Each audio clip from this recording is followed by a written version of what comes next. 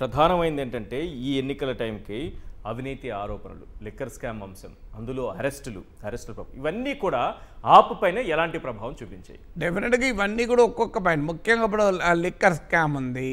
అలాగే మీకు ఇతర అంటే అరవింద్ కేజ్రీవాల్ ఇమేజ్ ఏంటి? ఒక కామన్ మ్యాన్, ఒక హానెస్ట్ మ్యాన్, ఒక గుడ్ గవర్నెన్స్ ఇస్తాడు అన్న ఇమేజ్కు భిన్నమైంది.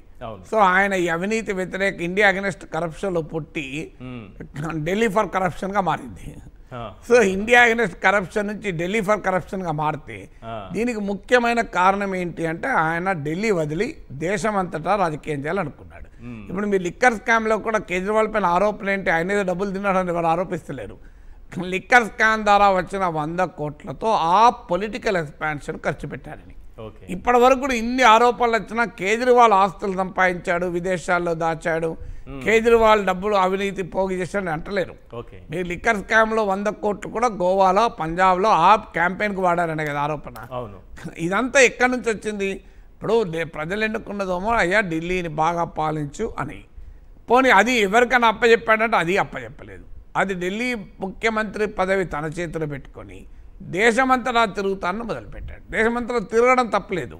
మీరు ఢిల్లీ ముఖ్యమంత్రి పదవి మరో సమర్థునికి ఇచ్చి నువ్వు ఇంకో నాయకుని తయారు చేసి మనీష్ సిసోడియాకో లేదా అతీష్కు ఇచ్చి వెళ్ళలేదు.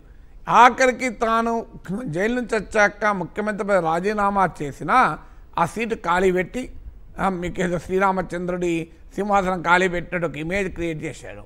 అందువల్ల నీవు పదవినోమో వదలవు, బయటమో తిరుగుతా అంటే ప్రజలు ఎందుకు అంగీకరిస్తారు? సరిగ్గా కేసీఆర్ అదే చేశాడు. ఇక్కడ సీఎంగా తానే వ్యక్తిగతంగా కేజ్రీవాల్ పైన అవినీతి ముద్ర లేనప్పుడు ఆయన కూడా ఓడించాల్సినటువంటి పరిస్థితి అంటే ఒకసారి నీ ఐడెంటిటీ పోయినప్పుడు అవినీతి ఒకటే కాదు, ఐడెంటిటీ నువ్వు ఒక కామన్ మ్యాన్ ఐడెంటిటీతో రాజకీయాలకు వచ్చావు. మారుతి వ్యాగనార్ పట్టుకుని ఢిల్లీ పురవీధుల్లో సెక్యూరిటీ లేకుండా తిరిగావు, శీష్ మహల్లో కనిపించావు. సో జనం ఎట్లా యాక్సెప్ట్ చేస్తారు? సో నీవు క్లీన్ పాలిటిక్స్ అన్నావు, ఆల్టర్నేట్ పాలిటిక్స్ అన్నావు. నీ రాజకీయ అవసరాల కొరకు గెలవడం కొరకు గెలుపు గుర్రాలన్న పేరిట కాంగ్రెస్లో, బీజేపీలో అవినీతి అన్ని రకాల చరిత్ర ఉన్న వాళ్ళందరూ తీసుకున్నావు.